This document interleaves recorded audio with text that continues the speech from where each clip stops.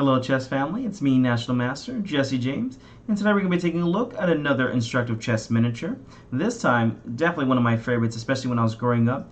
This beautiful checkmate sequence happens in the most, surprising time for me, and it definitely stuck with me my whole chess career, if you will. So let's go ahead and take a look at this beautiful sacrifice, which leads to a beautiful forced mate. Alright, you're going to be seeing Ed Lasker, not this Lasker, not the one everyone always thinks about, Emmanuel Lasker, but this one I believe was Edward Lasker versus Thomas. Even though I did choose a Lasker quote for this one, I don't think there's any Edward quotes, unfortunately. So, let's check it out. We start up with d4, e6, knight f3, f5. Here we see a Dutch defense.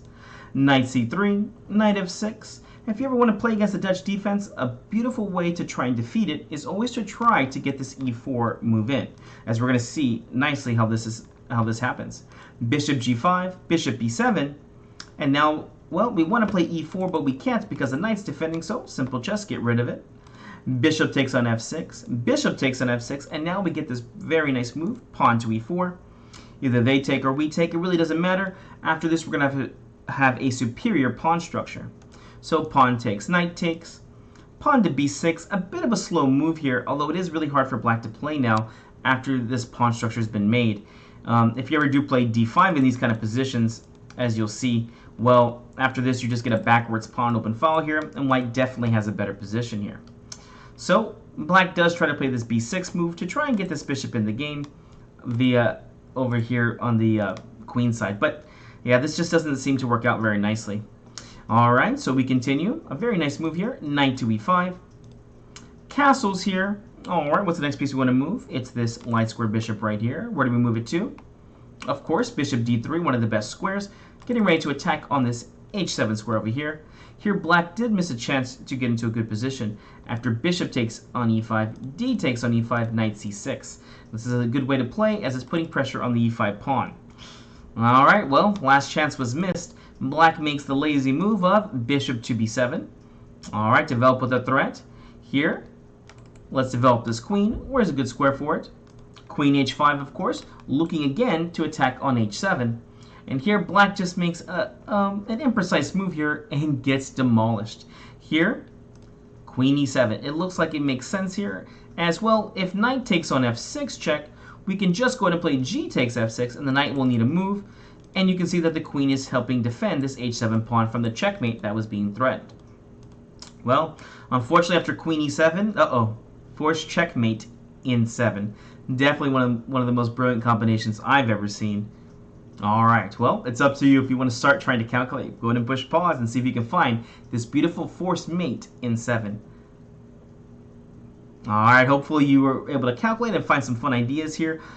One of the main ways you're able to win a lot of times in the Dutch defense is attacking on the light squares. And here it's very easy to see. There's lots of light squares around here to attack, and you can definitely sense the pieces that are controlling all these light squares around us. Well, kudos to you if you even found the first move. Most people won't even consider this move, but believe it or not, it's the beautiful queen takes h7 check. Well, this move is so forced, you have to take it. I mean, it's a forced checkmate, so every move that you play is going to go to the exact same thing. Alright, so king has to take. Notice the king cannot run to f7 as the knight's defending. So king takes on h7, and here, well, there's many moves that you can play for some good surprising checks, like knight takes f6, knight d6, knight c5 check, knight g5. Mostly you should be looking at either knight takes or knight g5 check, as both of these are double checks with the bishop attacking. But only one move here continues the forced move in 6. What's the move here? Of course, the beautiful knight takes f6 double check. And here, well, the king has to run forward to h6. Notice here, well, if the king goes to h8, can you spot the beautiful mate? Oof, look at this beautiful mate. It would have been nice if this would have got played. Knight to g6, double, well, not double check, but a very nice check here, and you can see it's just forking everything, and yeah, everything's falling. The knights do a great job of controlling all the squares next to the king. So, the king is forced forward to h6 here, and here the checks keep coming. Where's the next check from? Alright, knight to g4 check, king to g5. This is very important as the knight now defends the other knight. Hopefully the next checks are pretty easy to find. Actually, fun enough, you can actually use either pawn here to checkmate in 4. I'll go ahead and show the opposite one first, just because, well, the other one is going to be the way that we did play. F4 check here. And here, it doesn't really matter. King takes on F4 will allow G3 check, King G5, H4 mate. Or, if you want to go ahead and play King H4 trying to run away, G3 check, King H3, and look at this beautiful check. Bishop will have to block, but unfortunately Knight F2 is going to mate you again. Wow, look at all these beautiful checkmate squares. Alright, so in the game what happened? H4 check was played, King to F4, G3 check, King F3, all squares are being covered. Got the next check here? Yeah, simple chess. Bishop E2 check, King to G2. Even this is a fun way to create a problem for you. Can you find the checkmate in 2 here? Alright, hopefully you see it. Rook to H2 check, King to G1, and, well, it's your choice how you want to do it. I do like the way that Edward plays it in the game. Actually, you know what? I would probably just do what's most principled, because I'm a principled chess player. I'd probably go ahead and castle queenside and checkmate at 1.